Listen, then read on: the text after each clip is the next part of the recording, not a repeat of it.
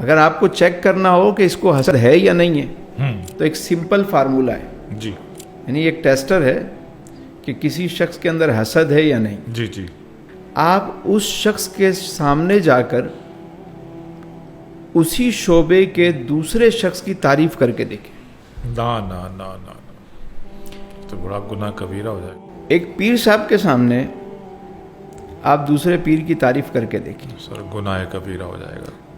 اگر چہرے پہ مسکراہٹ آ جائے اور کہے کہ وہ بھی وہی کام کر رہا ہے جو ہم کر رہے ہیں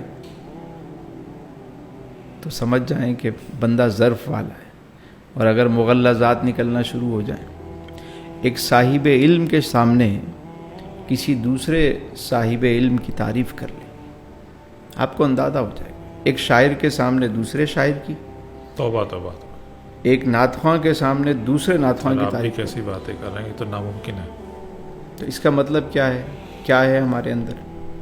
حسد ہے. ایک قوال کے سامنے دوسرے قوال کی تعریف کریں. ایک سیاست دان کے سامنے دوسرے سیاست دان کی تعریف کر کے دیکھیں. ایک کرکٹر کے سامنے دوسرے، ایک اداکار کے سامنے دوسرے اداکار کی تعریف کریں. نا نا نا. اگر ظرف والا بندہ ہے تو وہ کیا کہے گا؟ کہے گا بھائی وہ بھی فنکار ہے، میں بھی فنکار ہوں، اللہ نے اسے بھی فن دیا ہے، مجھے بھی دیا ہے، وہ بھی ثناخواں ہے، میں بھی ثناخواں ہوں، ہم دونوں ایک ہی. یعنی مجھے یاد ہے ایک اللہ والے تھے، ان کا ایک ادارہ تھا، جی، دینی درسگاہ تھی بہت بڑی، اور بہت بڑے نیک آدمی، واقعی اللہ والے تھے. ماشاء اللہ. عارفین کے یہاں جو سب سے اہم چیز جس پہ کام کیا جاتا ہے وہ اندرونی بیماریاں ہیں، باطنی بیماریاں.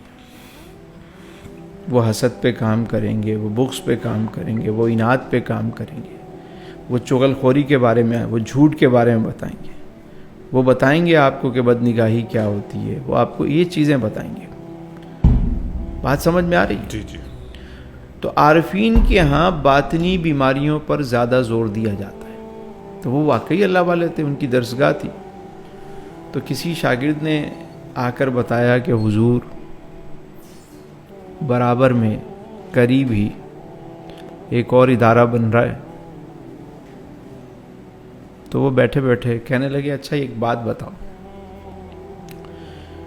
تم نے اپنی پیٹھ پر سامان لادا ہوا ہو اور سفر میں ہو، راستے میں کوئی شخص تمہیں ملے واہ. اور وہ کہے کہ یہ جو تھیلا ہے ایک مجھے دے دیں، ہم یہ بوجھ بانٹ لیتے ہیں، واہ واہ واہ واہ. تمہیں کیسا فیل ہوگا؟ واہ واہ واہ، کیا عمدہ مثال ہے. کہا اللہ حضور، والوں کی کیا بات ہے. حضور بہت اچھا فیل ہوگا. کہا بس وہ تو محسن ہے، واہ واہ واہ. ہمارا بوجھ کم کرنے آ گئے. اس پورے علاقے میں ذمہ داری بھی ہم پہ تھی، معاملات بھی ہم پہ تھے، پکڑ بھی زیادہ ہماری ہوتی ہے اگر غلطی ہوتی تو.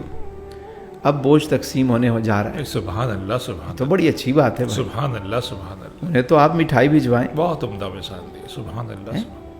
یعنی آپ جس شعبے میں کام کر رہے ہیں اگر اسی شعبے میں کوئی اور آ گیا ہے تو یار آپ کو تو خوش ہونا چاہیے. واہ واہ. یہی وجہ ہے کہ ایک عارف کے ایک مرید تھے، وہ جانے لگے تو کہا حضور مجھے اجازت دیجئے. میں کہا بیٹا جاؤ. کہا کچھ نصیحت کیجئے. تو فرمانے لگے نصیحت یہ ہے کہ تبلیغ کے لیے اپنی زبان استعمال مت کرنا.